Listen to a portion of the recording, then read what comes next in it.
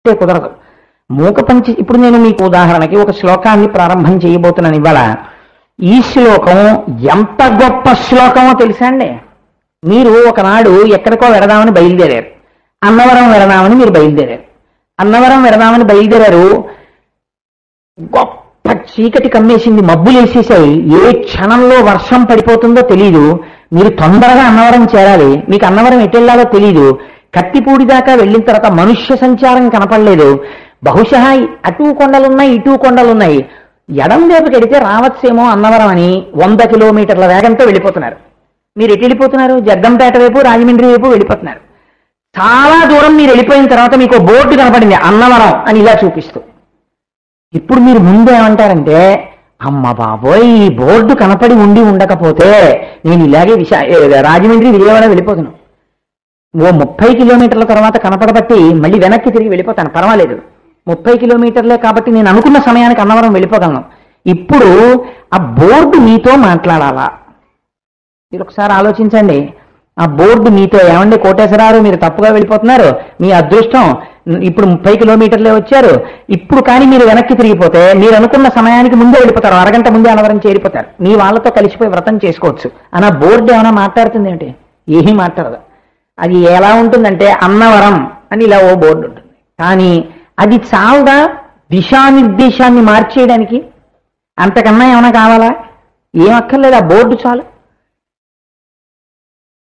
దీన్ని ఎంత గొప్పగా చూపిస్తారో చూడండి. మీరు ఆ శ్లోకాన్ని, ఉన్న శ్లోకాన్ని ఉన్నట్టుగా మీరు అర్థం చేసుకున్నారనుకోండి, పెద్ద విచిత్రం జరిగిపోతుంది ఆ శ్లోకంలో.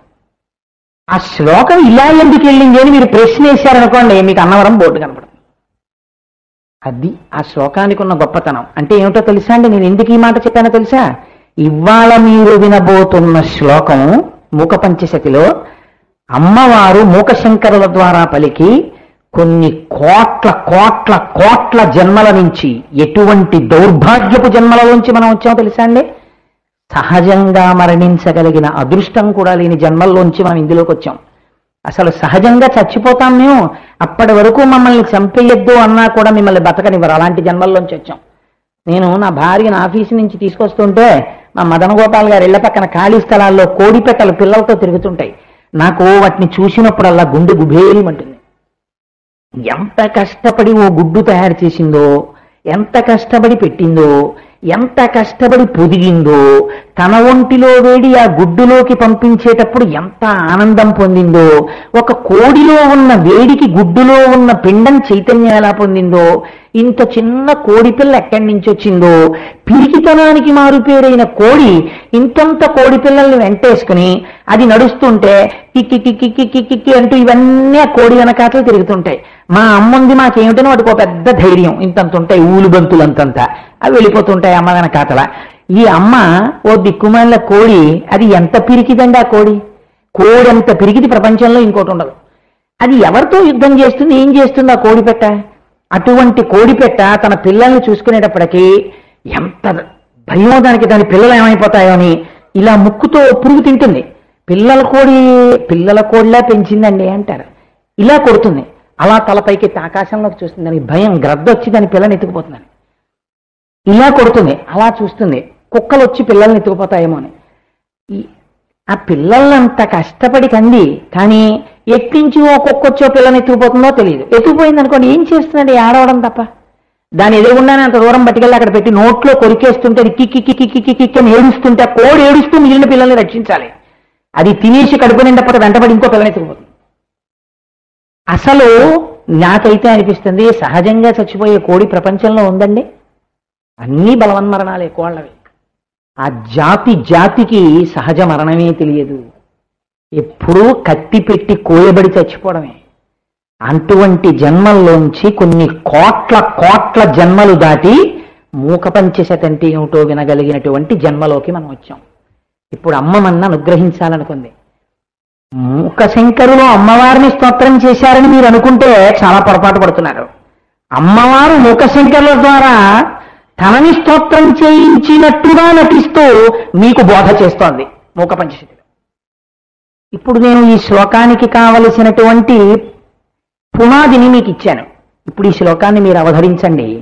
ఈ శ్లోకం విన్న తరువాత మీరు ఇవాళ ఏకాంత సేవ అయిపోయాక, అందుకే అంత గొప్పగా అలంకరించారు. ఇవాళ అమ్మవారి చేతిలో చెరుకు విల్లుని పుష్పబాణాల్ని దగ్గర నుంచి చూసి ఆవిడ పాదాలకి శిరస్సు వంచి వెళ్ళకపోతే ఇన్ని కోట్ల జన్మల నుంచి మీరు పొందుతున్నటువంటి దుఃఖాన్నే మీరు కోరుకున్నట్టు లెక్క. అంటే మీరు మార్పును అంగీకరించలేదు అని అర్థం. ఆ శ్లోకం అలా పెడుతుంది చూడండి. ఇంకా నేను అంతకన్నా చెప్పను. ఇంకా శ్లోకం గురించి వెనక పూజ కూడా ఉంది కాబట్టి అసలు ఈ శ్లోకాలు ఒక్కొక్కటి 3 గంటలు 3 రోజులు చెప్పవలసిన శ్లోకాలు నేను తేల్చేస్తున్నాను వాటిని. కాబట్టి ఆ మూకశంకరులు అంటారు, కుసుమ శర గర్వ సంపత్ కోశ గృహం భాతి కాంచి దేశగతం అస్మిన్ కథమపి గోపితమంతర్మయా మనోరత్నం అంటారు. ఇది ఒక విచిత్రమైనటువంటి శ్లోకం. ఇందులో కుసుమశర గర్వ సంపత్ కోశగృహం భాతి కాంచి దేశగతం స్థాపితమస్మిన్ కథమపి గోపితమంతర్మయా మనోరత్నం అంతే ఆ శ్లోకం. ఇందులో ఏమంటున్నారంటే, నేను కంచిలో ఒక విషయాన్ని చూశాను. భాతి, భాతి అంటే నేను చూశాను కాదు, ఐక్షిషి అంటే చూశాను. భాతి ప్రకాశించుతున్నది, అది వెలుగుతోంది. వెలుగు మీ కంటిని తొందరగా ఆకర్షిస్తుంది. భాతి అది కంచి యందు ప్రకాశిస్తోంది. కంచి ఒక దేశం, అది ఒక స్థలం. ఆ స్థలమునందు అది ప్రకాశించుచున్నది, అంతటా ప్రకాశించేది, అన్ని బ్రహ్మాండముల యందు ప్రకాశించేది. మీరు ఈ మాంసనేత్రముతో చూడడానికి వీలుగా కంచిలో వచ్చి కూర్చున్నది. భాతి కాంచి దేశగతం. ఎవరది? కామాక్షి అని అనరు మూకశంకర్, అలా పేరు పెట్టి పిలవలేదు. ఆయన అన్నారు, కుసుమశర గర్వ సంపత్ కోశ గృహం అన్నారు. కుసుమశర అంటే ఏవి పేర్లు చెప్పరు ఇందులో. పువ్వులు బాణములుగా కలిగినటువంటి వాడు. గర్వ పువ్వులు బాణములుగా కలిగిన వారంటే మీరు అమ్మవారు కూడా ఉంది. అమ్మవారి దగ్గర కూడా 5 పువ్వులు చేతిలో పట్టుకుంటుంది. పంచతన్మ అత్రసాయక అమ్మవారి పువ్వులు చేతిలో పట్టుకుంటుంది. కాబట్టి మరి అమ్మవారా? కాదు. అమ్మవారైతే గర్వం అన్న మాట ఎందుకు పడుతుంది? కుసుమశర గర్వ సంపత్ కోశ గృహం, పువ్వులు బాణములుగా కలిగినటువంటి వాని యొక్క గర్వము అనబడేటటువంటి సంపద ఒక కోశమునందు దాచాడు. కోశం అంటే పెట్టె. మనం చూడండి, రాత్రి పడుకోబోయే ముందు మెళ్ళో ఉన్నటువంటి హారాలు, చేతులకున్న ఉంగరాలు అన్నీ తీసేసి ముందో పెట్టిలో పెడతాం. ఆ పెట్టి తీసుకెళ్లి తర్వాత ఏం చేస్తాం? ఓ బీరువాలో పెడతాం. ఆ బీరువా తాళం వేసి ఎక్కడ పెడతాం? ఇంట్లో పెడతాం. అలా చేతిలో పూల బాణములు పట్టుకున్నటువంటి వాని యొక్క విజయ గర్వమునకు కారణమైనది ఉందే, ఆ విజయ గర్వమనబడేటటువంటి గర్వమును, ఆ సంపత్తిని, ఆ గర్వమనబడేటటువంటి సంపదని ఒక కోశమునందు పెట్టి ఒక చోట దాచారు, ఒక ఇంటి యందు లేదా ఒక దేవాలయమునందు. అది భాంచి, అది ప్రకాశిస్తోంది కంచిలో. ఇప్పుడు మీరు చాలా జాగ్రత్తగా వినండి ఈ శ్లోకాన్ని. ఎందుకు నేను ఇన్ని మాటలు చెప్తున్నానంటే, కొన్ని కోట్ల జన్మల తర్వాత మాత్రమే మీరు వింటారు ఈ శ్లోకాన్ని. ఇది ఇవాళ మీరు వింటున్నారంటే అమ్మవారు ఎందుకుందనమాట, వీడు ఇవాళ వినొచ్చు ఈ శ్లోకాన్ని ఇన్ని జన్మల తర్వాత అన్నవాళ్ళని ఇవాళ రప్పించింది ఆవిడ. ఎందుకంటున్నారు మూకశంకర్లు ఈ మాట? మీరు ఒక్కసారి ఆలోచించండి. కుసుమశర గర్వ, కుసుమశరుడు అంటే పువ్వులు చేతిలో పట్టుకున్నటువంటి మన్మధుడు. తేలిగ్గా నేను తేల్చేస్తే అంత ధ్యానం మీరు చేయక్కర్లేదు. మన్మధుని యొక్క గర్వము. ఎందుకండి మన్మధుడికి గర్వం? దేనికి ఉండాలి గర్వం? అదే ఆయన సంపదట. దేనికి గర్వం ఉండాలి మన్మధుడికి అంటే, మన్మధుడికి ఒక శక్తి ఉంది. ఆయనకున్న ఆయుధాలన్నీ చాలా బలహీనమైన ఆయుధాలు. దాని గురించి నేను సౌందర్యలహరి చెప్పినప్పుడు మీకు తరచు చెప్తుంటాను. ధను పౌష్పం మౌర్వీ మధుకరమయీ పంచవిశిఖ వసంతు సామంతో మలయమరుదాయో ధనరథ తథాప్యేక సర్వం హిమగిరిసుతే కమపి కృపాం అపాంగతే లబ్ధ్వా జగదిదమనంగో విజయతే. అసలు విచిత్రం ఏమిటంటే, మన్మధుడికి శరీరం లేదు. చేతిలో పట్టుకునేది చూస్తే చెరుకు విల్లు. అమరకోశం ప్రకారం ఆయన పుష్పధన్వి అంటే పుష్పములతో చేయబడినటువంటి ధనస్సు కూడా పట్టుకుంటాడు. తుమ్మిదలతో చేయబడినటువంటి వింటినారి 5 పువ్వుల బాణాలు పట్టుకుంటాడు. వసంతుడేమో రథంగా ఉంటాడు. ఒంటికి శరీరం లేదు.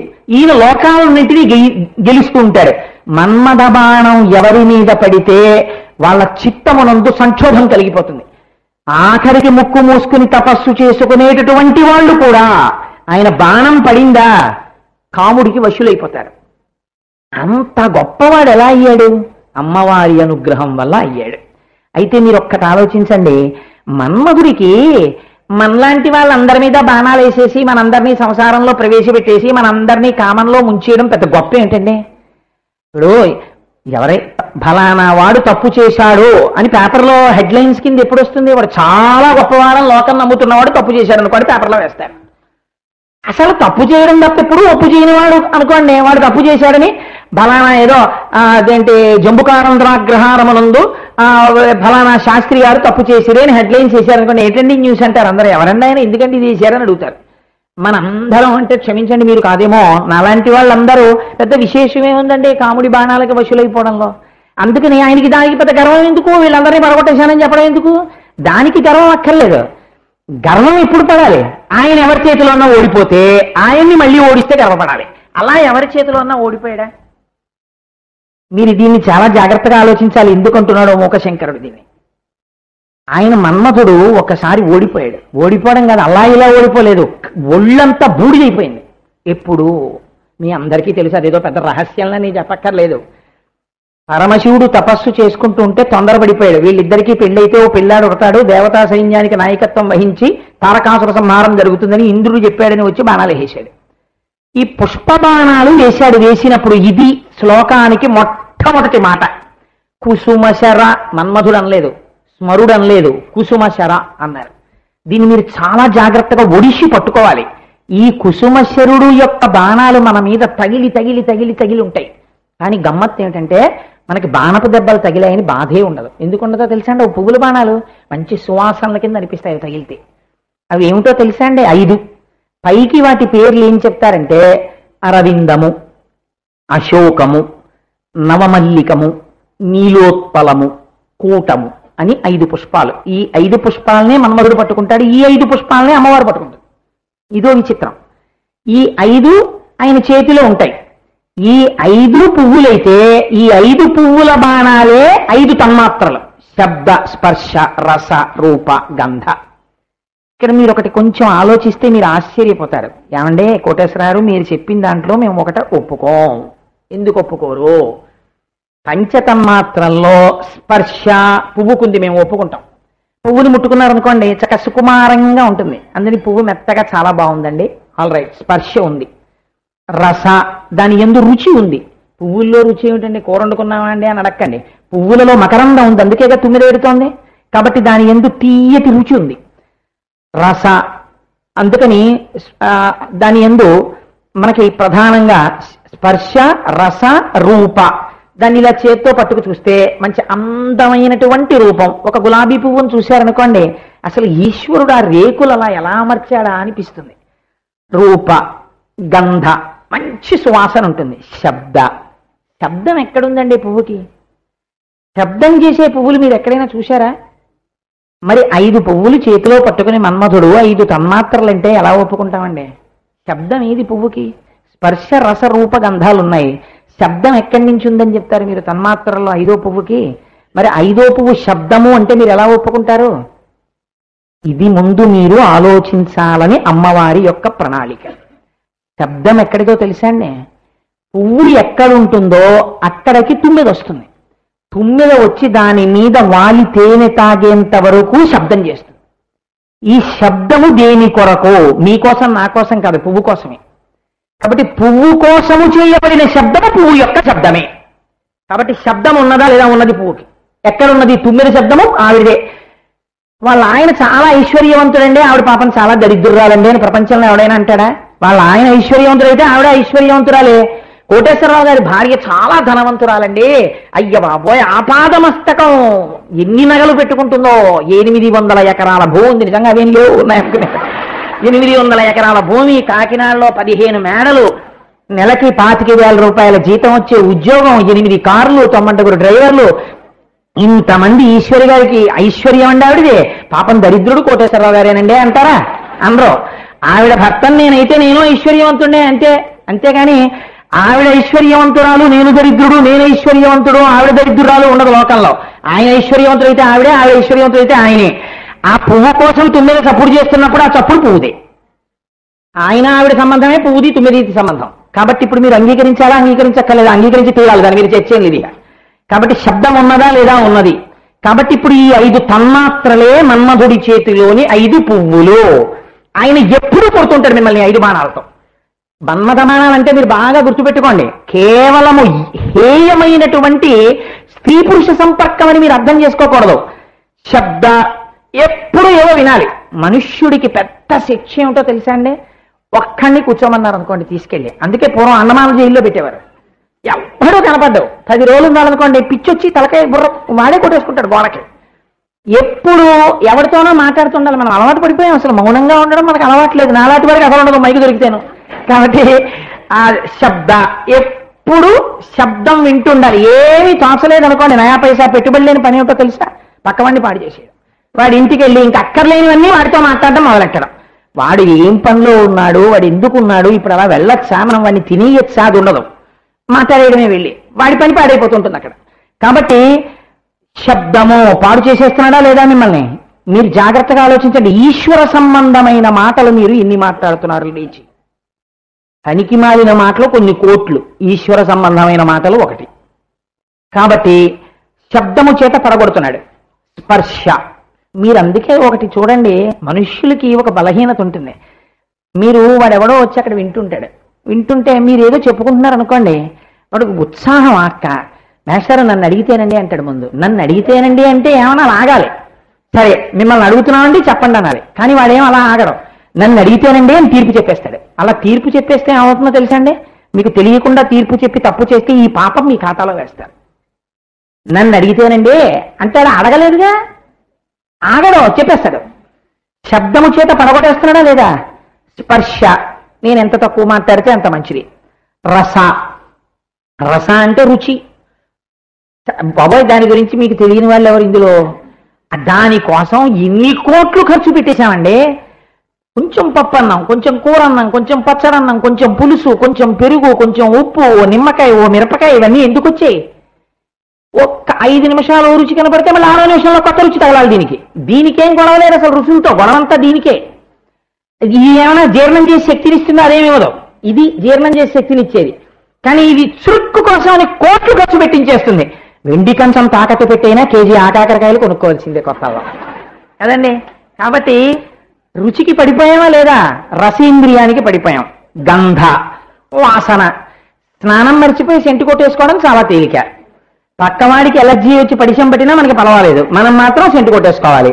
అక్రమాలిన వాసనలు అదేంటి, కార్లలో, ఇళ్లలో, ఏసీల్లో, అన్నిట్లో స్ప్రేసే.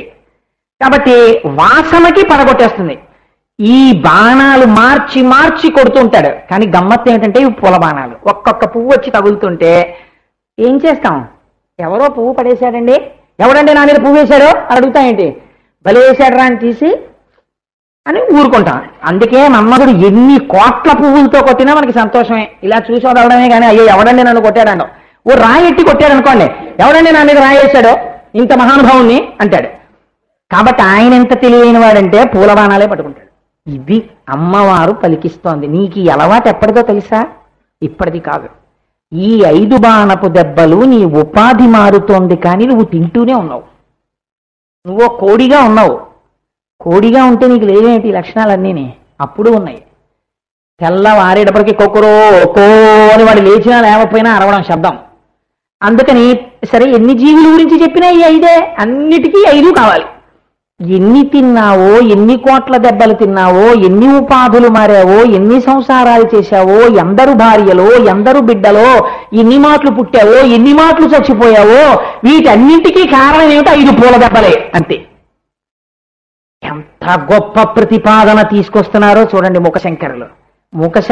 మూకశంకరుల ద్వారా అమ్మవారా మీరు తిన్న దెబ్బలు ఏమిటో ఆవిడ చెప్తోంది. ఎందుకు ఇలా అయిపోయారో చెప్పింది. పిచ్చి నాన్న నీకు తెలియలేదురా, 5 పూల పెట్టి కొట్టి నిన్ను ఇలా చేసేసాడు మన్మధుడు. ఆయనకో గర్వం ఉంది. ఇప్పుడు ఈ మాట దగ్గరే ఈ శ్లోకానికి జీవత్వం అంతా ఉంది. ఏమిటా గర్వం అంటే, మిమ్మల్ని నన్ను పడగొట్టేసి ఇలా కోట్ల జన్మల్లో తిప్పేయడం పెద్ద గర్వం ఎందుకండి? ఆయనకి అదే అమ్మవారి వల్ల వచ్చిన అనుగ్రహం తిప్పేస్తాడు. ఒక ఆయన దగ్గర ఈ శక్తులు పనికి రాలేదు. వెళ్ళి వేశాడు ఈ పూలబాణాలు పరమశివుడి మీద. వేస్తే ఆయన ఎవడు రా నన్ను పూలబాణం వేసిన వాడు, నా మనస్సులో వికారం కలిగిందిరా, ఎవడు రా నా వికారమునకు కారకుడు, ఇలా వేసేవాడు మన్మధుడే. ఎక్కడున్నాడని చూశాడు ఆయన. మనం అలా ఎప్పుడు చూడం. మనం వాసన చూసి పొంగిపోతాం. అబ్బా ఎంత బాగుందండి వాసన, ఎంత బాగుందండి కూర, ఎంత బాగుందండి పాట అంటాం అంతే. ఆయన అలా అనలేదు. అదే శివుడికి మనకి తేడా. ఆయన అన్నాడు ఎవడరా నన్ను పువ్వు పెట్టి కొట్టినవాడు అన్నాడు. మనం రాయిట్టి కొడితేనంట, ఆయన పువ్వు పెట్టి కొడితే అన్నాడు ఎవడు కొట్టాడు నన్ను పువ్వు పెట్టి అన్నాడు. పువ్వెట్టి కొడితే కోపం వచ్చింది, మనం పొంగిపోయి కోట్ల జన్మలు ఎత్తాం అంతే తేడా. ఇదే అమ్మవారు చెప్తారు, మీకు శివుడికి ఇదే తేడా. ఎంత గొప్ప శ్లోకం చూడండి. కాబట్టి మనలాగే అనుకుని ఇది గర్వం. ఇన్ని కోట్ల మందిని పడగొట్టేనే సమస్త పిపీలికాది పర్యంతాన్ని శివుడో లెక్క అనుకున్నాడు. మొదటి బాణం వేశాడు, తగలగానే మనస్సులో వికారం వచ్చింది. ఇదేమిటి వికారం ఎందుకు వస్తోంది అన్నాడు. ఒకడికి అలవాటు ఉంది ఇలా పూల బాణాలు వేయడం, వాడు నా మీద కూడా వేశాడనమాట అని వెతికాడు. ఓ పొదలో కనపడ్డాడు. ఏరా నీకంత బలుపా, నా మీద వేస్తావు పూలబాణం. మూడో కన్ను తెరిచాడు, బూడిదైపోయాడు మన్మధుడు. ఈనాళ్ళు అసలు ఓటమి తెలియని వాడు, ఈనాళ్ళు కొన్ని కోట్ల మందిని గెలవడం తప్ప ఓడిపోవడం తెలియని వాడు అలా ఇలా ఓడిపోలేదు, బూడిదైపోయాడు. బూడిదైపోతే ఏడిచిన వాళ్ళు ఇంకోళ్ళు ఉన్నారు, అది విచిత్రం. ఈయన ఏడవలేదు, బూడిదైపోయిన వాడు ఏం ఏడుస్తాడు ఇంకా. హరనేత్రాగ్ని సందగ్ధ కామ సంజీవనౌషధి, ఇది గొప్పతనం. ఇక్కడండి ఒక పెద్ద విచిత్రం జరిగింది సృష్టిలో, అది నేను చిట్ట చివరిలో చెప్తాను. ఇప్పుడు రతీదే వచ్చి ఏడ్చింది. అమ్మా నువ్వు ఐదో తనానికి పెట్టింది పేరు, మా ఆయన తప్పేమిటి, నేను వేస్తానని లేదు బాణాలు. దేవతలకి సేనానాయకత్వం కావాలని ఇంద్రుడు చెప్పాడు, ఇది నీ పని, భార్యాభర్తల్ని కలపడం, వేయి బాణాలు అన్నాడు. పాపం చాలా మందిని గెలిచాను కదా, ఇది కూడా అలాగే అనుకుని వేసేశాడు మా ఆయన బాణాలు. చెప్పిన వాడు పారిపోయాడు, హాయిగా ఉన్నాడు ఇంద్రుడు. మా ఆయన కాలిపోయాడు. ఐదో తనం పోయి ఏడుస్తున్న వాళ్ళు ఎవరు, పోయినాయన పోయాడు, బూడిదైపోయాడు, గొడవ వదిలిపోయింది. ఇంకా మళ్ళీ కాల్చి కూడా బూడి తీసుకొచ్చి ఎక్కడో నిమజ్జనం చేయక్కర్లేదు, ఇన్స్టంటానియస్ గా అక్కడ శవదహనం కూడా అయిపోయింది. ఏడుస్తున్నది ఎందుకంటే నా ఐదో తనం పోయింది, అందుకు ఏడుస్తున్నాను. అమ్మవారి యొక్క గొప్పతనాన్ని మీరు ఇక్కడ చూడాలి. ఐదో తనం విషయంలో ఆర్తితో అమ్మ పాదాలు పట్టుకుంటే, అందుకే తాంబూలం అంత గొప్పది. తాంబూలం ఐదో తనానికి గుర్తు. తాంబూలం ఐదో తనం ఉన్న స్త్రీ వేసుకు తీరాలి, తాంబూలం వద్దనకూడదు. తాంబూలం అమ్మవారికి ఇవ్వాలి, కోట్ల జన్మలు సువాసినీత్వాన్ని నిలబెడుతుంది. కాబట్టి ఇప్పుడు అమ్మవారు ఏం చేసింది, నిజమే ఐదో తనానికి ఉన్న గొప్పతనం ఏమిటో నాకు తెలుసు, పోగొట్టుకున్న ఈవిడ బాధ ఏమిటో నాకు తెలుసు. కాబట్టి ఆవిడ ఒక చిత్రం చేసింది. ఆవిడ తలుచుకుంటే బతికించేయగలదు మన్మధుణ్ణి.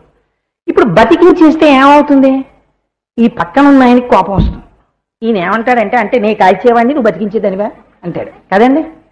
ఆవిడ ఎంత తెలివైన పని చేసిందంటే, ఒరే నువ్వు మళ్ళీ ఆయన కంట పడకు, నీకు అర్థమైందా, నీ బాణాలు ఎక్కడ పనిచేయవు, శివుడి మీద పనిచేయవు. పని చేయకపోవడం కాదు, మళ్ళీ ఎప్పుడన్నా నువ్వు కనబడ్డావు అనుకో అలా వెళ్ళిపోతావు, మళ్ళీ వీడు ఎక్కడి నుంచి వచ్చాడంటాడు ఆయన అని మళ్ళీ ఒకసారి మూడో కన్ను తెరిచేస్తాడు. ఆయన ఎక్కడి నుంచో ధనుస్సు బాణాలు తేడా అని అలా వెళ్ళి కిటికీలోంచి మూడో కన్ను తెరిచేస్తాడు, మళ్ళీ బూడిదైపోతావు. ఎన్ని మాటలు బతికించను. అందుకని అసలు ఆయన కంట్లో పడడానికి నీకు శరీరం లేకపోతే గొడవ ఉండదు, శక్తి ఉంచి శరీరం తీసేస్తారండి. కాబట్టి ఇప్పుడు ఏం చేసింది, అనంగో శరీరం తీసేసింది. ఉన్నాడా మన్మధుడు, ఉన్నాడు. కానీ మరి రతీదేవికి ఏం కావాలి, భర్త కావాలి, ఎదురుగుండా కనపడాలి. నీకొక్కదానికి కనపడతాడు, చాలా వరం ఇచ్చింది. మా ఆయన నాకే కాదండి ఊళ్ళో అందరికీ కూడా కనపడాలంటుంది ఏంటి ఆడదైనా, తనకు కనపడితే చాలా ఐదో తనం నిలబడుతుంది, ఆవిడది చాలమ్మా. ఇందులో ఒక రహస్యం ఉంది. అనుభవము ఎవరిది వారికే. నేను అనుభవించింది నాకు చెల్లు, నా బ్రహ్మానందం నాకు చెల్లు, నా బ్రహ్మానందం మీకు ఎలా వస్తుందండి, మీరు అనుభవిస్తే మీకు వస్తుంది. అంటే నేను ఏదో బ్రహ్మానందం అనుభవించేశానని మీరు అనుకోకుండా ఉదాహరణకి చెప్పానంతే. కాబట్టి రతి మన్మధుడు అంటే అది రహస్యం. కాబట్టి ఇప్పుడు రతీదేవికి శరీరం ఉందా, లేదు. మన్మధుడికి శరీరం ఉందా, లేదు. కానీ మన్మధుడు ఉన్నాడా, ఉన్నాడు. కానీ ఇప్పుడు ఎవరి జోలికి వెళ్ళాడు, ఆవిడ చెప్పింది ఎవరికి ఎందుకు తీసేశారో తెలుసా శరీరం, మళ్ళీ ఆయన కంటపడతామని. కాబట్టి ఇప్పుడు ఎక్కడ తిరగడం, ఆయన ఉన్న చోట మాత్రం తిరగడు. ఆయన తిరగకుండా ఎక్కడ తిరుగుతుంటాడు, మిగిలిన వాళ్ళందరూ మనం ఉన్నాగా, మనం అలా తగిలేటప్పటికీ వాసన చూడడం, జేబులో పెట్టుకోవడం అలవాటు అయిపోయిన వాళ్ళం మనని కొడుతుంటాడు. అందుకని మనందరం ఇన్నాళ్ళకి అది వినే అవకాశం మనకి దొరికింది. ఇన్ని కోట్ల జన్మల తర్వాత ఎక్కడ పడిపోతున్నామో మనం అమ్మవారు చెప్పేసింది రహస్యాన్ని. ఇప్పుడు ఆయన ఏం చేశాడు, ఫోన్లో బాబు నన్ను కాల్ చేస్తే కాల్ చేశాడు కానీ నేను బయటపడ్డాను, నాకు అంతే చాలు అని ఊరుకున్నాడని మీరు అనుకుంటున్నారా. ఆయన కడుపు అంట ఆయనకుంది. ఊరే అందరినీ కొట్టాను కానీ నా గురించి ఎవరైనా చెప్పుకుంటే ఏమని చెప్పుకుంటారో తెలుసా, శివుడు కాల్చేశాడన్న కథ ముందు చెప్తున్నారా, వీళ్ళని కొట్టానన్న విషయం వీళ్ళు మర్చిపోతున్నారు. మరిచిపోయి మన్మధుడి కథ అనేటప్పటికీ శివుడు కాల్చేశాడండి అంటుంటాడు. శివుడు కాల్చేస్తే ఇప్పుడు నువ్వేమయ్యావు నా చేతిలో, ఎన్ని జన్మలు ఎత్తావు, అది మరిచిపోతున్నాడు. శివుడు కాల్చాడని చెప్తున్నాడు అందరూ నా గురించి. వీళ్ళు నా చేతిలో ఎన్ని మాటలు ఓడిపోతున్నారో, ప్రతి క్షణం ఎలా ఓడిపోతున్నారో నాకు అప్పటప్పట్లా నేను ఓడిపోయింది చెప్తున్నారు. ఇలా చెప్పించుకోకుండా నన్ను కాల్చేసిన వాడిని కూడా నేను ఎప్పుడైనా గెలుస్తానా అని ఆలోచన వచ్చింది ఆయనకి. ఎలా గెలుస్తాడు? మళ్ళీ శివుడి కంట్లో పడ్డామంటేనే హడలు ఆయనకి. అందుకని శివుడి దగ్గరికి వెళ్ళలేడు. ఇప్పుడు ఎప్పటి నుంచో కోరిక, ఎప్పటికైనా శివుణ్ణి గెలిస్తే నేను చరిత్రకు ఎక్కుతాను. కాల్చేసిన శివుడు కూడా మళ్ళీ పడిపోయాడండి మన్మధుడికి అని చెప్పుకుంటారు కథలో. అలానే గెలుస్తానా? అలా గెలిస్తే మన్మధుడికి గర్వం వచ్చినట్టు. మీరు ఒకటి ఆలోచించండి, పార్వతీదేవిని పరమశివుడు యొక్క అనుగ్రహం పొందేటట్టుగా లేదా శివుడు పార్వతిని పెళ్లి చేసుకునేటట్టుగా మన్మధుడు చేశాడా? చెయ్యలేదు. ఎందుకంటే మన్మధుడు కాలిపోయాడు. మరి ఎలా పెళ్ళయింది వీళ్ళిద్దరికి? అమ్మవారి యొక్క తపస్సు చేత పెళ్ళయింది. అదే కామాక్షి. ఇది భాతి. కాత్యాయన మహర్షి తపస్సు చేశారు అమ్మవారిని కూతురుగా రమ్మని. అమ్మవారు ఆయన తపస్సు చేస్తుంటే పక్కన సంటి పిల్లగా పాకింది. ఓహో, నా కూతురుగా వచ్చావా అమ్మా అని పొంగిపోయాడు ఆయన. అందుకే ఆవిడ కాత్యాయని అయింది.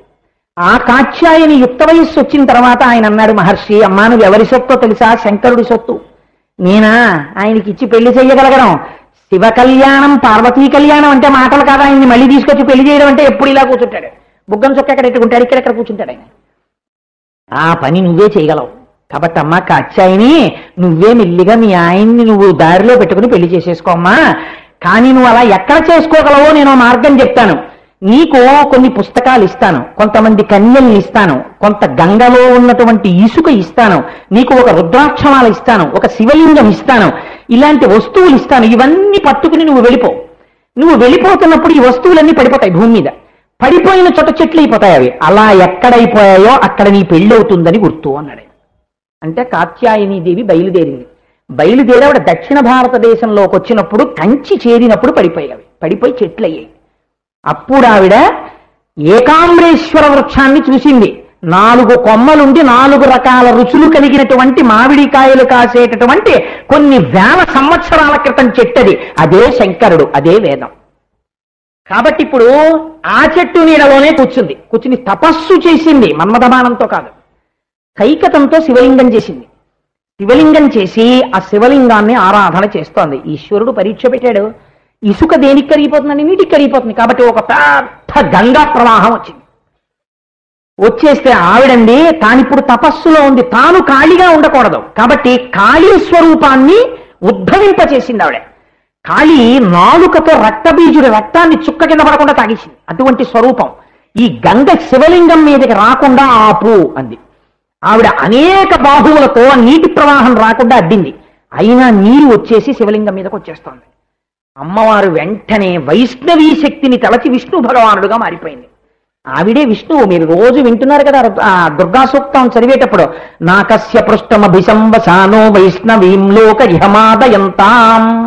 స్త్రీ రూపంలో ఉంటే వైష్ణవి. విష్ణు భగవానుడుగా మారిపోయి ఆ గంగా ప్రవాహాన్ని అడ్డి శివలింగం అలాగే ఉండేటట్టుగా చేసింది. ఈ తపశ్శక్తికి మెచ్చుకుని ఆ పృథివీలింగంలోంచి శంకరుడు ఆవిర్భవించాడు. ఆవిర్భవించి తన యొక్క భార్యగా స్వీకరించాడు. అందుకని ఆయన ఏకామ్రేశ్వరుడయ్యాడంటే ఆయన చెట్టు, ఆవిడ తీగ అల్లుకున్నారు. ఇదే మహాలింగం శివాలింగితం, కౌగలింపబడినటువంటి స్వరూపం. ఇప్పుడు ఆవిడ తన కోరిక తీరిన స్థలం కాబట్టి కామాక్షి, మీ కోరికలు ఆవిడ తీర్చేస్తుంది. భాతి కాంచి దేశగతం, నేను ఆ స్వరూపాన్ని చూస్తున్నాను. ఇప్పుడు పార్వతీ కళ్యాణం మన్మధుడి వల్ల అయిందా? పార్వతీదేవి తన యొక్క తపస్సుతో శంకరుణ్ణి లొంగతీసిందా? అందంతో లొంగతీద్దామంటే కుదరలేదు. తపస్సు చేసి ఆకులు తినడం కూడా మానేసింది. అస్థిపంజరం అయిపోయింది. అప్పుడు శంకరుడు వచ్చి తన పెళ్లి తను చెడగొట్టుకునే ప్రయత్నం చేసిన వాడు సృష్టి మొత్తం మీద శంకరుడు ఒక్కడే. అంటే ఆయన ఎంత విరాగో చూడండి. ఆయనే బ్రహ్మచారి రూపంలో వచ్చి ఆయనతో పెళ్ళేమిటమ్మా, ఏదో శ్మశానంలో ఉంటాడు, బూడిద రాసుకుంటాడు, పెద్ద పులి తోలు కట్టుకుంటాడు, నువ్వు పట్టు చీర కట్టుకుంటావు, మీ ఇద్దరికి మూడేలా వేస్తారు, ఆయన పునుకల హారం వేసుకుంటాడు, నువ్వు చంద్రహారాలు వేసుకుంటావు, నువ్వు అందంగా ఉంటావు, ఆయన అలా ఉంటాడు, బేసి కన్ను మూడో కన్ను ఉంటుందమ్మా అని ఇన్ని మాటలంటే ఆవిడంది ధూర్త బ్రహ్మచారి, ఎవరాను ఇలా మాట్లాడుతున్నావు, శివనింద వినకూడదు, చావతల వాడి కళ్ళు చెవులు మూసుకుంది, సహవాసి ఇప్పుడు నిన్ను పెళ్లి చేసుకుంటున్నాను నేను. కాబట్టి ఆయన పాతివ్రత్యానికి లొంగాడా, బాహ్య సౌందర్యానికి లొంగాడా? పాతివ్రత్యానికి లొంగాడు, పార్వతీపతి అయ్యాడు ఆయన. కాబట్టి అందులో మన్మధుడి యొక్క ప్రమేయం ఏముందండి? మన్మధుడి గర్వానికి కారణం పార్వతీ కళ్యాణం కాదు. మరి ఇంకా మన్మధుడి గర్వానికి ఆవిడ కారణం ఎప్పుడైంది? మరి మన్మధుడి గర్వము అనబడేటటువంటి సంపద అక్కడ దాచిపెట్టబడినది అంటే మన్మధుడి గర్వానికి ఒకటే కారణం అయి ఉండాలి. మన్మధుడు ఎవరి చేతిలో కాలిపోయాడో ఆయన్ని ఓడించాలి. ఇప్పుడు అలా ఎప్పుడైనా ఓడించిన సందర్భం ఉందా? శంకరుడు మన్మధుడి చేతిలో ఓడిపోయిన సందర్భం ఎప్పుడైనా ఉందా? ఉంటే ఆ రోజున మన్మధుడు గెలిచినట్టు, మన్మధుడి యొక్క గర్వమునకది కారణమైనట్టు. అలాంటి సందర్భము సృష్టిలో ఉన్నదా? ఉన్నది. ఎక్కడ ఉన్నది? శంకర భగవత్పాదులు సౌందర్యలహరిలో ఈ రహస్యం చెప్పారు. హరిస్వామారాధ్య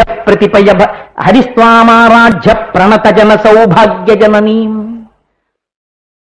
పురాణారీ భూత్వా పురరపిమపి క్షోభమనయత్ స్మరోపి త్వానత్వారతి నయన లేహ్యేన వపుషా మునీనామప్యంతః ప్రభవతి మోహాయమిహతాం అన్నారు.